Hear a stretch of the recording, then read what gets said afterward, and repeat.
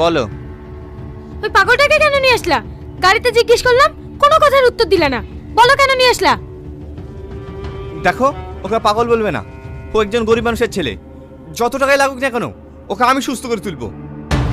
আমি একটা জিনিস বুঝতে পারছি নি, এরকম হাজারো গরিবের ছেলে আছে, তুমি কতজনকে সুস্থ করে তুলবে? হাজারো ছেলের কথা বাদ দাও, যেভাবেই হোক একে আমি সুস্থ করে তুলবই। একে সুস্থ করার জন্য এত জেদ করছো কেন তুমি? কেন যে জেদ করছি ঠিক সময় হলে বুঝতে পারবে। যাও, এর জন্য খাবারের ব্যবস্থা করো। আর হ্যাঁ, এর জন্য যত্নের কোনো ত্রুটি না হয়, এটা আমার আদেশ।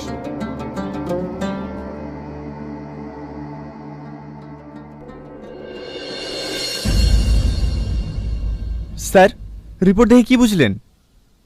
রিপোর্ট দেখে যা বুঝলাম, পেশেন্টের কন্ডিশন খুবই ক্রিটিক্যাল। তাহলে স্যার, ও কি ভালো হবে না? সেটাও বলা যাবে না। মানে? দেখুন, ওর চরম মানসিক আঘাত পাওয়ার কারণে ওর ব্রেনে সেভারেট ইনজুরি হয়েছে। এই কন্ডিশনে অপারেশন করলে কিন্তু পেশেন্টের না বাঁচার চান্সই বেশি। এ কথা বলবেন না স্যার, আমি ওর বাবাকে কথা দিয়ে এসেছি, আমি ওকে সুস্থ করে তুলবো। প্লিজ স্যার, আপনি যেভাবে ওকে সুস্থ করে তুলুন। স্যার যখন বলছেন না বাঁচার চান্স বেশি, তাহলে অত জোর করছো কেন? ওকে গ্রামে রেখে এসো।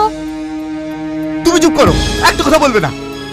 স্যার, আপনি যেভাবে হোক আজকে অপারেশন করার ব্যবস্থা করুন, ওকে সুস্থ করে তুলতেই হবে। ঠিক আছে, আমি আমার মতো আপ্রাণ চেষ্টা করব, বাকিটা উপরওয়ালার হাতে।